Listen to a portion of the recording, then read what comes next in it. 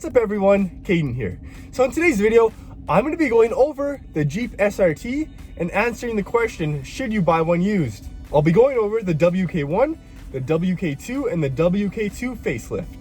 I'll be discussing all three models and hopefully help you make the decision on which model is right for you.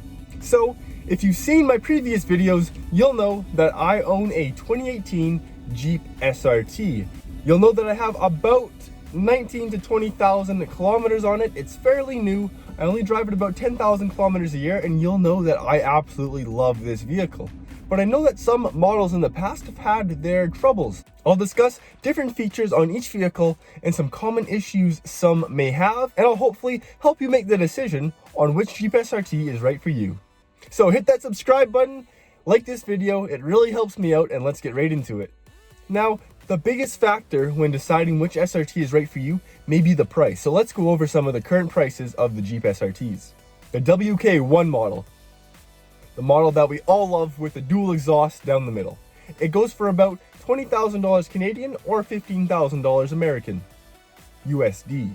Now the WK2, which is the updated body style, goes from $45,000 to $55,000 Canadian or $33,000 to $41,000 USD. Now the WK2 facelift, which is the one that I have, goes from around $65,000 to $80,000 Canadian or $50,000 to $60,000 USD. Now the brand new Jeep SRTs go from around $85,000 to $95,000, which is a hefty sum of money for a Jeep SRT.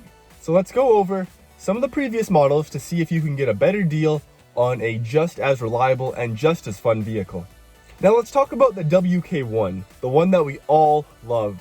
Now the WK1 has a naturally aspirated V8 with 420 horsepower and 420 foot-pounds of torque. It has a 7-speed auto and goes 0 to 60 in just 5 seconds, which is damn good for a 2006 SUV.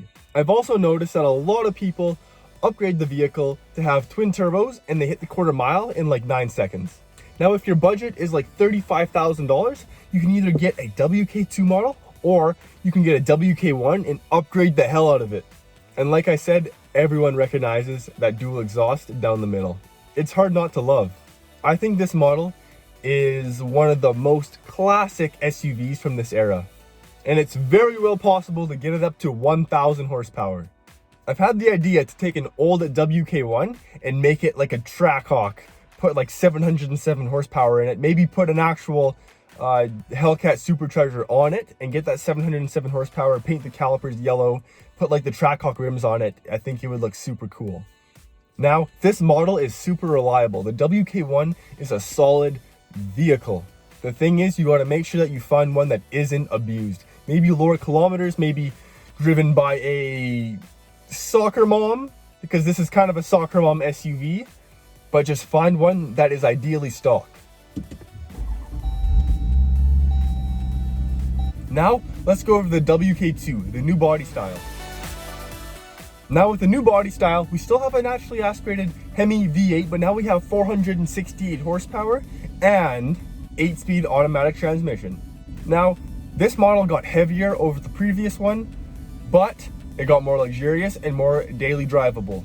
Now, since it's heavier than the WK1, but has more horsepower, we kind of stay around the same 0 to 60 time of 5 seconds.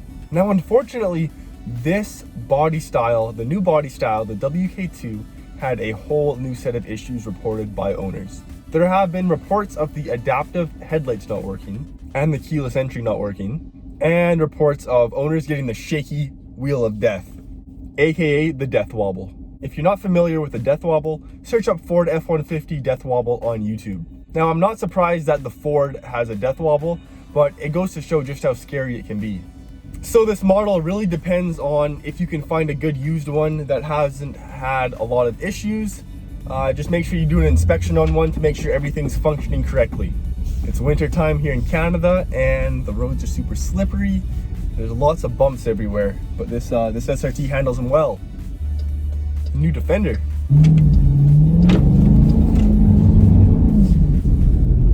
So now finally we get to the WK2 facelift.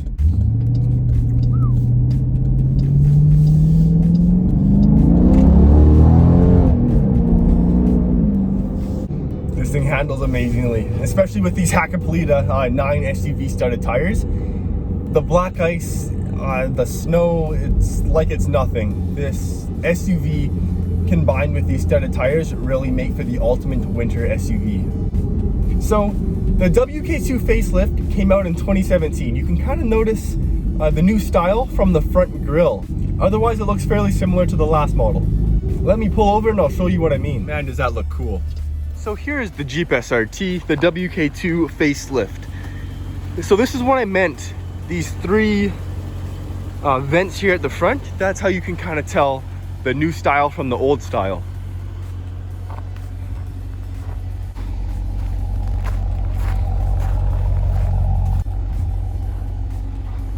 Jeep SRT just looks so good. I've said it in my other videos. It's one of the best looking SUVs out there today. And if you can pick one of these up for a good price, you know, it's definitely worth every penny. It has the least issues and it's the best looking by far in my opinion, especially in black. So let's hop back in the vehicle.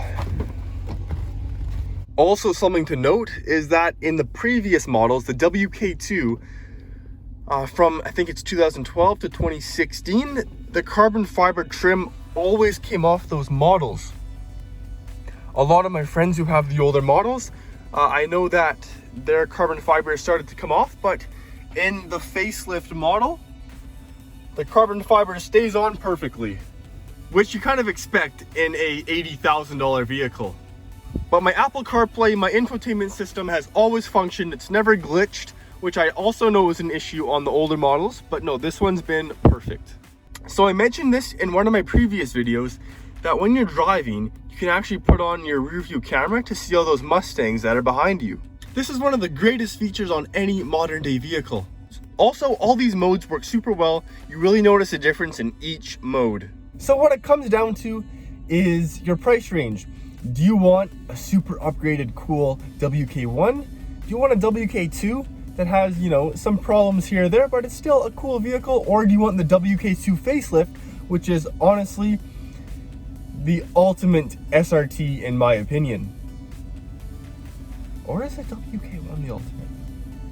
I think that WK1 might be the ultimate SUV. If you want a vehicle that you can do so much to, you know, have all the carbon fiber bits, get to 1,000 horsepower, you know, have unlimited upgradableness, go with that WK1. If you want more luxury, but you know, don't have the means to buy the WK2 facelift, find a solid WK2 with the new body style. Or if you can, go straight to the WK2 facelift. You know, you have the luxury, you have the performance, 0 to 60 in 4.4 seconds. Or if you want to take it up a notch, go get the Trackhawk. So there you have it. I hope I helped you make your decision on which Jeep SRT is right for you. Remember to hit that subscribe button, like the video, it really helps me out like I said, and we'll see you next time.